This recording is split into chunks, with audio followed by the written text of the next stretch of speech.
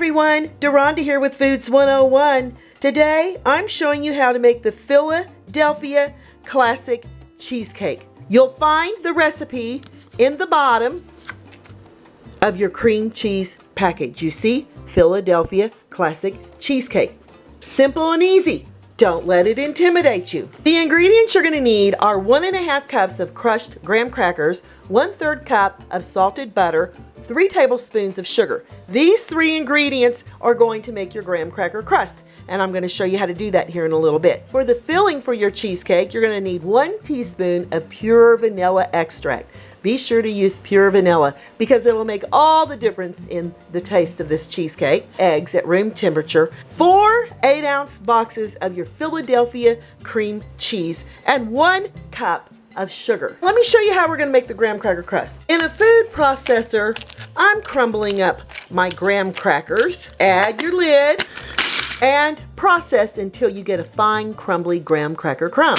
If you don't have a food processor, or you just don't want to use it, add your graham crackers into a plastic bag. Using a rolling pin, mash down on it and roll it out until you have lovely crumbles breaking up like this. And it's really good to get in here and mash it around before you start using the rolling pin because it'll make it much easier. If you don't want to use a rolling pin, just use the back of a spoon and you'll get the same results as using a food processor. Add your 1.5 cups of crushed graham crackers into a large bowl.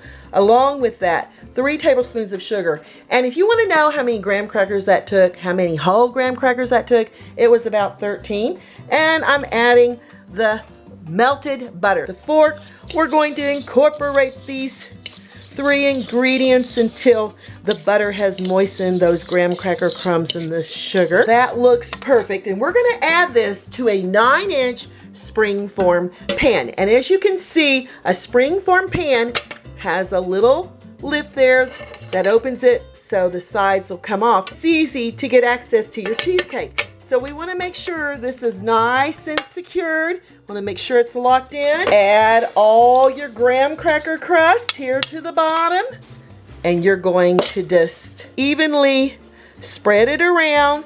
Come up to the sides of your springform pan so you can have a little lip on the side of your cheesecake when you remove it from your pan here. Now to press it down, I use a 3-inch diameter bowl with a flat surface or anything with a flat surface so you can get in there and you see how you can just push it down. It's kind of working with Play-Doh that has a lot of texture, and you want to be sure to rub it up against your springform pan. Look how beautiful that's going to be. Now for the filling part, I'm adding my 4 packages of softened cream cheese into a large mixing bowl.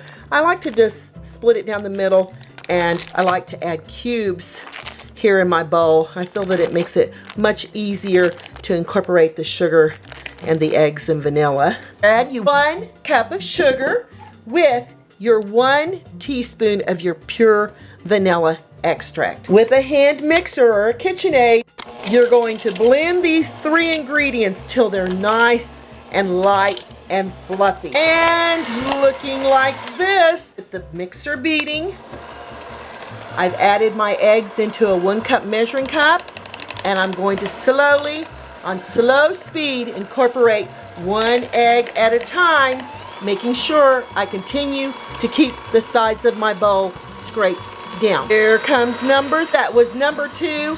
And the rule of thumb is to make sure you mix it till you no longer see the yolk part of the egg. You see over here where we still see that yolk part? We're going to pull it into the center. Here comes number 3. And our last egg, number 4. At this time, you want to make sure your oven is preheated to 325 degrees Fahrenheit. As you can see, that filling is much smoother and creamier and a little bit thinner than what it was at the beginning. That's exactly the texture you're looking for. Gently pour your cream cheese filling on top of your graham cracker crust. That looks absolutely beautiful. With your spatula, go around the edge even it out. It smells wonderful. Now, my friends, this is off to that preheated oven on the middle rack for 55 minutes. Use your timer and no peeking. That 55 minutes is up. I'm turning off the timer and look at that beautiful cheesecake. How it's just poofed up over the edge. Now, we're gonna take it out of the oven carefully over here to a cooling rack. And as you can see, the center, how it jiggles, it's almost set, but it's gonna continue baking as it sits here on its cooling rack. And we're gonna let it cool down for about 30 minutes. And the cheesecake will recede back into its springform pan. After 30 minutes of cooling, the pan is still warm, yet it's cool to touch. We're gonna take a plastic knife. Use a plastic knife.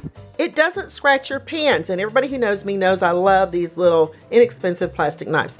We're gonna go around the edge, all the way to the bottom of your cheesecake. Now that I'm all the way around, I'm going to let this cool for an additional 30 minutes. Very important to remember, do not unhook your springform pan until your cheesecake has completely cooled. Once it's cooled for an additional 30 minutes, cover the cheesecake with tinfoil, seal it, put it in plastic wrap or an airtight container, whatever makes you happy, and we're going to chill this in the refrigerator up to 4 hours or overnight. I've had my cheesecake in the refrigerator overnight. I'm going to remove the tin foil. As you've noticed, I've got a little crack here on the top, and you're probably wondering what caused that. Well, it's really overbeating the eggs. So as soon as you get those eggs incorporated into your cheesecake batter, just remember to beat the eggs as little as possible. So now I'm back with that plastic knife. Now, you know I like to use those plastic knives, and we're gonna loosen it up. And you wanna make sure that your knife goes around very smoothly, gently. Open it. We're gonna lift it up, and look what a beautiful, incredible cheesecake that is. To get my first slice out, I'm using a serrated knife with little teeth. You just want to make sure you use a sharp knife. You're going to proportion your cheesecake in quarters before you cut them into your serving slices. All right, even though the crack's there, it's still going to be a delicious cheesecake. If you want, you can rinse your knife in between cuttings for a very clean cut, because you see what it's left here at the top right there. So I'm going to clean my knife on my next slice. I've got a clean knife, and you're going to see this beautiful polished edge it makes on your cheesecake. And look how beautiful that slice of cheesecake is. Ooh, look at the back. That looks fantastic. We'll put it over here on a serving plate. Oh my. And if you want to serve this with strawberries, blueberries, blackberries, peaches, pureed raspberries, whatever, you be my guest. Or just some whipped cream. Me, I'm just going to eat like this. I love the edge. And you can clean all this up, the crumbs. And even if you want to add crumbs to the top of your whipped cream once you add it here on your cheesecake, if that's what you decide to do, that's a really beautiful presentation too. Gotta give this a try. Oh yes. Wow. Perfectly light. It's whipped, delicious. That graham cracker crust has just enough sugar to give this the perfect balance between that cheesy and sugary flavor. It's fantastic. You're not gonna go wrong with this Philadelphia cream cheesecake. Hey y'all, I'm Deronda with Foods 101. Leave me a comment, give me thumbs up, follow me here on YouTube or Instagram, and I'll catch you lovely people later.